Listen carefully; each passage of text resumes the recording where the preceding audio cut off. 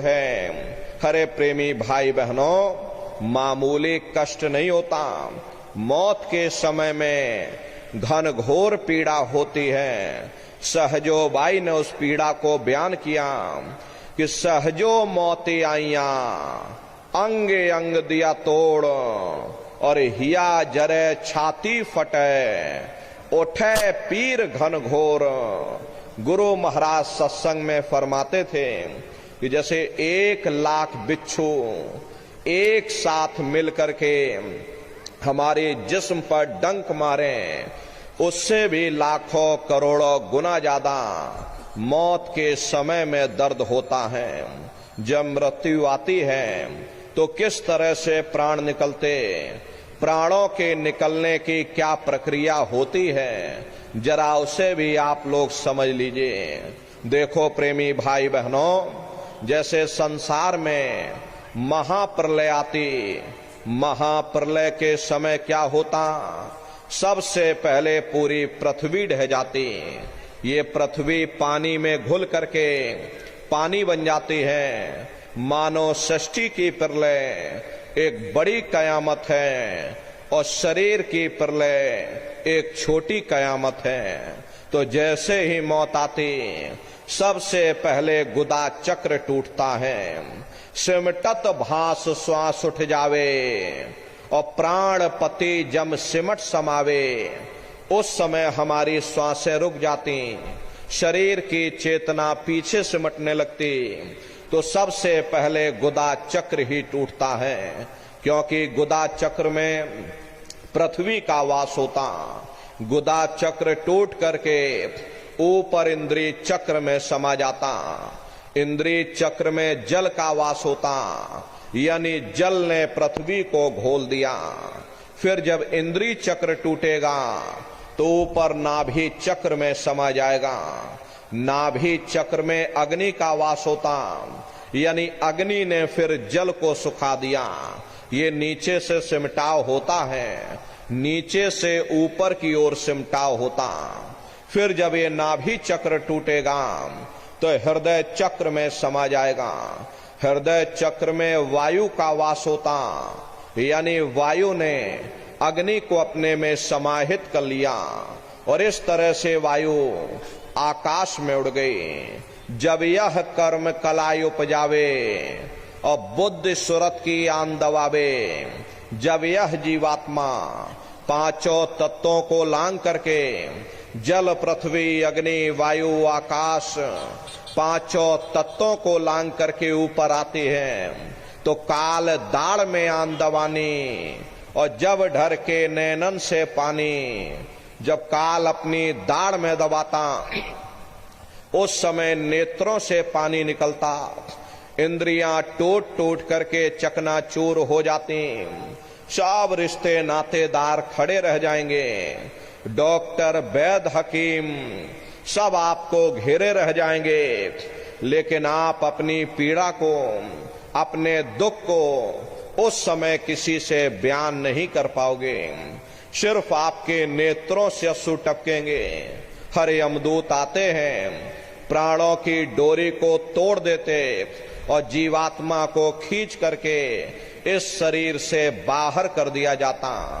और जैसे ही जीवात्मा शरीर से अलग हुई, ये शरीर मिट्टी हो जाता। फिर इस मिट्टी को एक रात अपने घर में कोई रखने को तैयार नहीं होता। आपके कितने भी सगे संबंधी क्यों ना हो, खास नात रिश्तेदार क्यों ना हो, लेकिन एक रात कोई घर में मिट्टी रखने के लिए तैयार नहीं होते।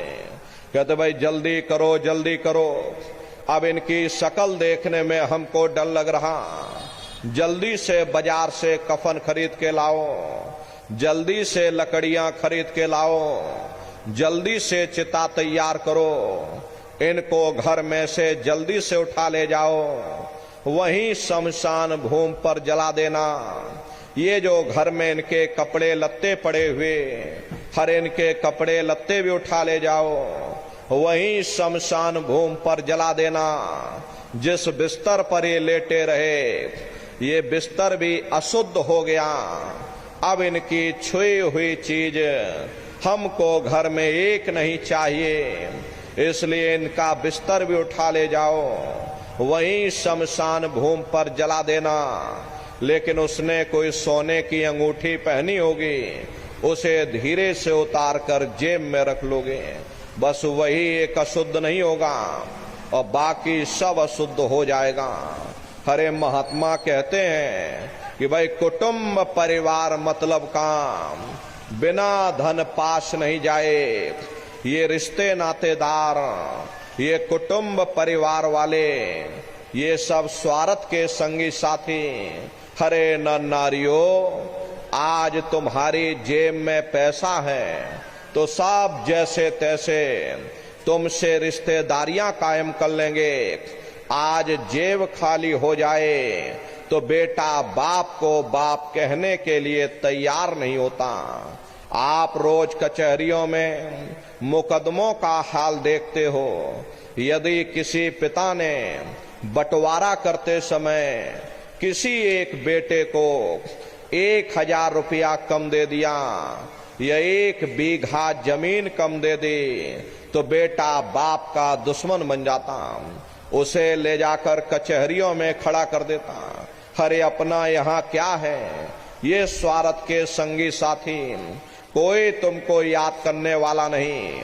13 दिन बाद 13वीं मना दोगे, लड्डू पूड़ी पकवान बना करके खिला दोगे, फिर जाने वाले को कोई याद नहीं करता। अभी बूढ़े बुजुर्गों से पूछा जाए कि क्या तुमको तुम्हारे माँ बाप की याद आती है, तो कहेंगे भाई नहीं आती। अरे क्यों नहीं आती, तुम्हारे माँ बाप थे, तुमको पाला पोसा बड़ा किया, खुद भूखे रहे होंगे, तुम्हारा पेट पाला होगा, तुमको तुम्हारे माँ बाप की याद क्यों नहीं आती? क्योंकि तुम्हारे सामने तुम्हारे लड़के बच्चे हो गए, तुम्हारे नाती पोता पंती और संती हो गए, इसलिए तुम अपने माँ बाप की यादों को भूल गए और नई यादों में बस गए। ऐसे ही प्रेमी भाई बहनों, एक दिन सब तुमको भी भूल जाएंगे, कोई किसी को याद करने वाला नहीं। ये कहानी तो शमशान भूमि पर समाप्त हो गई। उधर देखो क्या होता, तुम्हारी जीवात्मा को ले जाकर के ऊपर धर्मराज की कचहरी में पेश कर दिया जाएगा। वहां पलक झपकते ही तुम्हारे अच्छे बुरे कर्मों का हिसाब किताब हो जाएगा। धर्मराज तुमको सजा सुना देंगे, ले जाओ इनको फलाने नरक में डाल दो, क्योंकि मैंने इनको मौका दिया था जब ये माँ के गर्भ में उल्टे लटके हुए थे। उस समय इन्होंने मुझसे प्रार्थना की थी कि हे मालिक, मुझे एक बार मनुष्य शरीर दे दो, हम भजन करेंगे, भक्ति करेंगे, हम अपनी जीवात्मा का कल्याण करेंगे। तो मैंने इनकी प्रार्थना स्वीकार कर ली और इनको मैंने मनुष्य शरीर दे दिया और कह करके भेजा था कि भाई ये मनुष्य शरीर ये किराए का मकान है, ये तुम्हारा अपना नहीं है। अगर ये तुम्हारा अपना होता तो हमेशा तुम्हारे पास रहता। ये तुम्हारा अपना नहीं, ये मैंने तुमको कुछ समय के लिए ये किराए का मकान दिया। हाँ, तुम अपनी जीवात्मा को मेरे किराए के मकान में बैठा करके और मालिक की भक्ति करके अपनी जीवात्मा का कल्याण करा लेना। मैंने कुछ समय के लिए तुम सबको ये किराए का मकान दिया है। जब समय पूरा होगा मैं अपने सिपाहियों को भेजूंगा, उस समय पर तुम मेरे मकान को खाली कर देना। लेकिन इतना ध्यान रखना कि जैसा साफ सुथरा मैंने तुमको ये किराए का मकान दिया, वैसा ही साफ सुथरा तुम मुझको वापस लौटाना। लेकिन इस किराए के मकान में बैठ करके इन्होंने अच्छे बुरे कर्म कर डाले। मेरे किराए के मकान को इन्होंने अपने कर्मों से गंदा कर दिया, इसलिए कर्मों की सजा इनको मिलेगी। ले जाओ इनको फलाने नरक में डाल दो। अरे महात्मा कभी झूठ नहीं बोलते।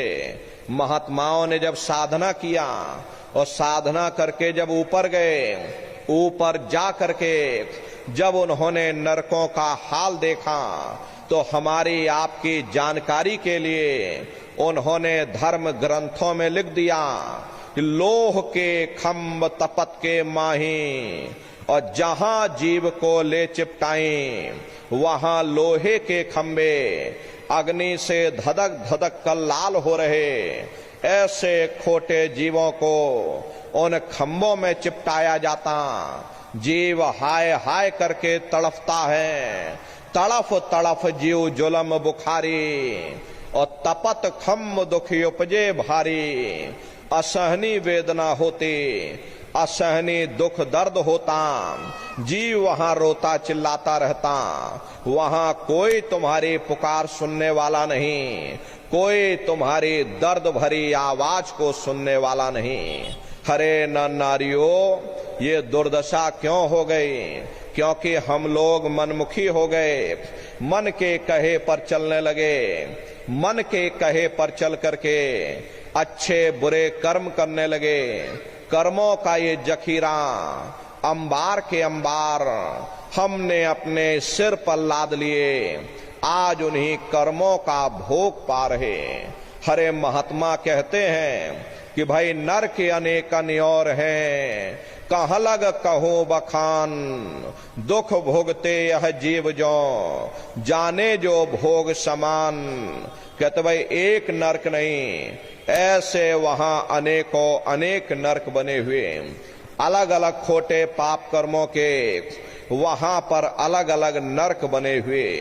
ये जीव अपने अपने कर्म के अनुसार अनंतों अनंत युगों तक, वर्षों की बात नहीं कर रहे, अनंतों अनंत युगों तक जीव नरकों की यातनाएं भोगता रहता।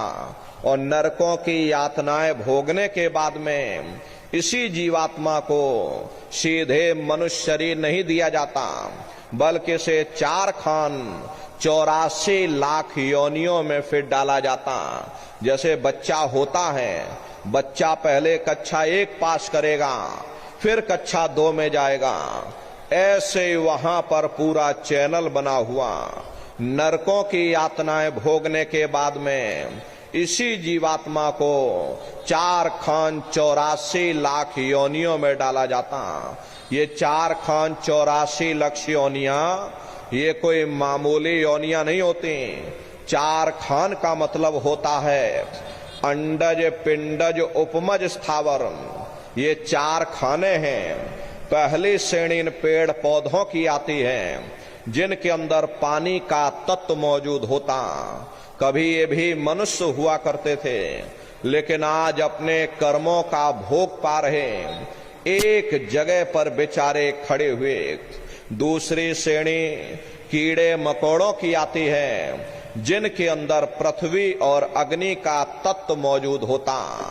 तीसरी श्रेणी पंछियों की आती, चौथी चौपाए जानवरों की आती, और 5वीं स्वयं इंसान की आती, जिसके अंदर 5 तत्व जल पृथ्वी अग्नि वायु आकाश 5 तत्व मौजूद होते। प्रेमी भाई बहनों, ये 4 खाने हैं, इनकी अलग अलग कुल 84 लाख योनियां हैं। अब आप पेड़ पौधों को देखिए तो आम का पेड़ अलग है, नीम का पेड़ अलग है, पीपल का पेड़ अलग है। ऐसे ही अलग अलग प्रजातियों के कीड़े मकोड़े, अलग अलग प्रजातियों के पशु पंछी, कुल मिलाकर के 84 लाख योनियां हैं। हम दुनिया के जीव नरकों की यातनाएं भोगने के बाद में अनंतों अनंत युगों के लिए इन्हीं 84 लाख योनियों में डाले जाते हैं। मामूली कष्ट नहीं होता। अरे हमको आपको गर्मी लग गई तो हम लोग छाया में आ गए, सर्दी लग गई कंबल रजाई ओढ़ लिया, भूख लग गई रोटी खा ली, बीमार हो गए अस्पतालों में चले गए। लेकिन देखो उन जानवरों को, क्या गर्मी, क्या सर्दी, क्या बरसात, एक एक निवाले के लिए दर बदर ठोकरें खा रहे। अरे किसी का हाथ कट गया, किसी का पैर कट गया, किसी को जीते जी काट डाला, मुर्गी की गर्दन मरोड़ डाली। अरे मामूली कष्ट नहीं होता। जानवरों को देखो किस तरह लोग मारते हैं, काटते हैं, जीते जी उनको काट डालते हैं, उनकी गर्दनों पर छुरियां चला देते।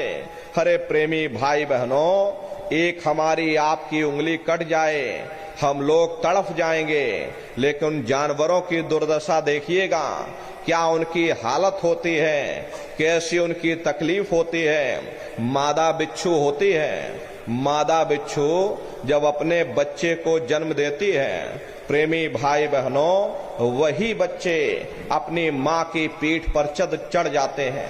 बिच्छू की मौत कैसे होती? वही मादा बिच्छू के बच्चे अपनी माँ की पीठ पर चढ़ जाते हैं और धीरे धीरे उसी के मांस को खाते हैं, तड़प तड़प करके। प्रेमी भाई बहनों, वो बिच्छू अपना मौत तड़प तड़प के अपनी जान देती है। उस समय मामूली कष्ट नहीं होता। ऐसे न जाने कितने जानवर हैं, कितने कीड़े मकोड़े हैं, कितने जीव हमसे टकरा करके मर जाते हैं, कितने जीव हमारे पैरों से रुंध करके मर जाते हैं, कितने जीव हमारे श्वास लेने से मर जाते हैं। बीमार बैलों की दुर्दशा देखो, मुंह से फसूकन निकलता रहता, लेकिन टनों बोझा उनके ऊपर डाल दिया जाता, डंडा मार मार करके चलाया जाता। क्या उनको दर्द नहीं होता? अरे उनको भी दर्द होता, उनको भी तकलीफ होती, लेकिन वे बेचारे बेजुबान हैं, कुछ बोल नहीं पाते, कुछ बता नहीं पाते। हम लोगों के अंदर जुबान है, हम लोग बोल बता देते, वे सिर्फ रोते और चिल्लाते रहते। अरे कौन उनकी पुकार सुनने वाला, कौन उनकी दर्द भरी आवाज को सुनने वाला, कौन सी अदालत में जाकर के वे बेचारे दरवाजा खटखटाएं, कौन मजिस्ट्रेट उनकी फरियाद को सुनेगा। हरे प्रेमी भाई बहनों, कोई सुनने वाला नहीं। हरे कई जन्म भय कीट पतंगा, कई जन्म भय मीन कुरंगा, कई जन्म पंखी सरफोयो, कई जन्म हैवर वृक्ष जोयो, मिल जगदीश मिलन के वरिया, और चिरंकार यह देश सजरिया। करोड़ों करोड़ युगों से हम लोग नरकों की यातनाएं भोगने के बाद इन्हीं कीड़े पतंगों की योनि में, पेड़ पौधों की योनि में, तो कभी पशु और पंछियों की योनि में भटका खाते हैं। प्रेमी भाई बहनों, 84 लाख योनियों की सबसे जो आखिरी योनि होती है वो गाय और बैल की योनि होती है। गाय स्त्री का रूप लेती है, बैल पुरुष का रूप लेते। ये 84 लाख योनियों की सबसे आखिरी योनि यानी कि अंतिम पायदान होता है। इसीलिए हमारे धर्म शास्त्रों में गाय और बैल को काटना निषेध किया गया, क्योंकि गाय और बैल न जाने कितने युगों से नरकों की यातनाएं भोगने के बाद, 84 लाख योनियों में भटकने के बाद, तब इनको गाय और बैल की योनि में डाला जाता। इसके बाद इनको मनुष्य शरीर मिलना होता। लेकिन यदि गाय बैल को हम बीच में मार देंगे या काट देंगे, मान लो गाय बैल की उम्र 10 साल की है और 5 साल की उम्र में हमने किसी गाय या बैल को मार दिया, तो बाकी बचे हुए 5 साल ये प्रेत योनि में भटका खाएंगे। 5 साल प्रेत योनि में भटकने के बाद फिर जब इनको मनुष्य शरीर मिलेगा, ये बच्चे पैदा होंगे, तो यही बच्चे चिड़चिड़े स्वभाव के पैदा होंगे। इसीलिए हमारे धर्म शास्त्रों में गाय और बैल को काटना निषेध किया गया। तो ये गाय और बैल की योनि, ये 84 लाख योनियों की सबसे आखिरी योनि यानी कि अंतिम पायदान है। उसके बाद तब जाकर के हम लोगों को दोबारा फिर से मनुष्य शरीर प्राप्त होगा। इसीलिए कहा गया कि बड़े भाग्य मानुष तन पाया, कोटि जन्म जब भटका खाया, बड़े ही सौभाग्य से हम लोगों को ये मानव तन मिला। बड़े से बड़े देवी देवता भी इस मानव तन को पाने के लिए तरसते हैं, क्योंकि इन 84 लाख योनियों से उन नरकों से निकलने का केवल एक ही दरवाजा है, वह केवल मनुष्य का शरीर है। इसी मनुष्य रूपी मंदिर में बैठ करके हम उस मालिक की भक्ति कर सकते हैं। इसीलिए संतों महात्माओं ने इस पंच भौतिक शरीर को सच्चा हरि मंदिर कहकर याद किया कि हरि मंदिर यह शरीर है, ज्ञान रतन प्रकट होए, ये असली हरि मंदिर है। जब भी वो मालिक मिलेगा इसी हरि मंदिर के अंदर मिलेगा। इसी पंच भौतिक शरीर को ईसा मसीह साहब ने टेम्पल ऑफ लिविंग गॉड यानी जिंदा ईश्वर का मंदिर कहा। इसी पंच भौतिक शरीर को गुरु नानक साहब ने नर नारायणी देह कहकर याद किया। ये वो देह है जिसमें नारायण स्वयं विराजमान है। इसी पंच भौतिक शरीर को मुसलमान फकीरों ने कुदरती काबा कहकर याद किया। ये असली कुदरती काबा है। खुदा का दीदार जब भी होगा इसी कुदरती काबे के अंदर जाकर होगा। बाहर से आज तक न कभी किसी को परमात्मा मिला, न भविष्य में कभी मिल सकता। परमात्मा जब भी मिलेगा तुम्हें तुम्हारे अंदर मिलेगा। यही कबीर साहब ने लिखा कि जो तिल माही तेल है, जो चकमक में आग, और तेरा साईं तुझ में, और जाग सके तो जाग। जिस तरह तिल में तेल होता, पत्थर में अग्नि होती, ठीक उसी तरह से वो मालिक हरेक के घट घट में, हरेक के वजूद के अंदर बैठा हुआ।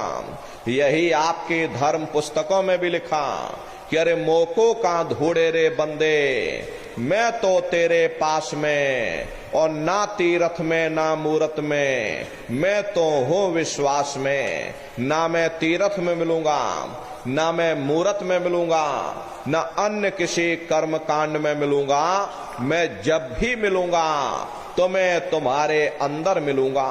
अब सवाल ये उठता है कि आखिर इस हरि मंदिर के अंदर जाकर के हम उस परमात्मा को कैसे प्राप्त करेंगे। इसके लिए संतों महात्माओं ने केवल 3 साधन बताए। साधन 3 सारे वर्णे, और साधन सब थोथे मान। इस कलयुग में उस मालिक को पाने के लिए संतों महात्माओं ने केवल 3 साधना बताई। पहला है सुमरन, दूसरा है ध्यान, और तीसरा है भजन। सुमरन कहते उस मालिक को याद करना, ध्यान कहते हैं दृष्टि को एकाग्र करना, और भजन कहते हैं कान में उंगली डाल करके उस शब्द को सुनना, उस नाम को सुनना, उस आवाज को सुनना जो मालिक के घर से आवाज आ रही। प्रेमी भाई बहनों, ये सुरत शब्द नाम योग की साधना है। जितने भी महात्मा धरती पर आए, सबसे पहले कबीर साहब आए। कबीर साहब ने सुरत शब्द नाम योग की साधना जारी की। उसके बाद गुरु नानक साहब आए। गुरु नानक साहब ने भी सुरत शब्द नाम योग की साधना जारी की।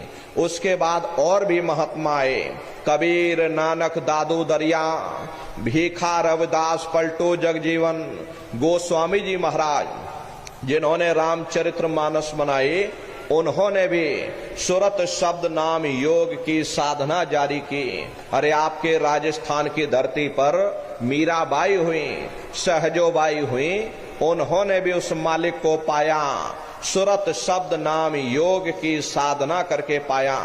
प्रेमी भाई बहनों, ये सुरत शब्द नाम योग की साधना है। इस साधना की 3 क्रियाएं हैं। पहला सुमरन, दूसरा ध्यान, और तीसरा है भजन।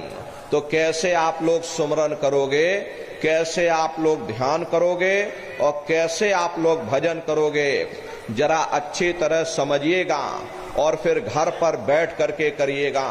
तो सबसे पहले सुमरन कैसे किया जाएगा। सुमरन करने के लिए एक माला आप लोग ले लेना। ये देखो प्रेमी भाई बहनों, 108 दाने की ये माला है।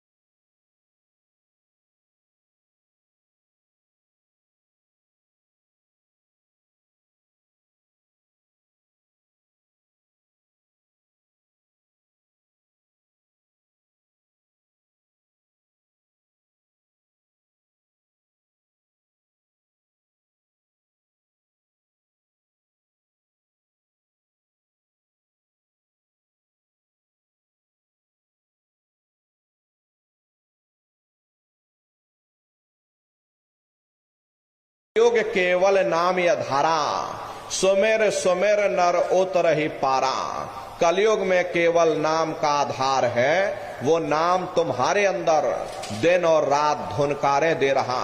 तो उसी घंटे संग की आवाज को महात्माओं ने शब्द या नाम कहा, उसी को मुसलमान फकीरों ने कलमा कहा, उसी को ईसा मसीह साहब ने वर्ड या लागश कहकर याद किया, उसी को गुरु नानक साहब ने अनहद वाणी कहकर याद किया। चीन में जो महात्मा हुए उन्होंने इसको ताओ कहकर याद किया, और हिंदू महात्माओं ने इसे देववाणी आकाशवाणी कहकर याद किया।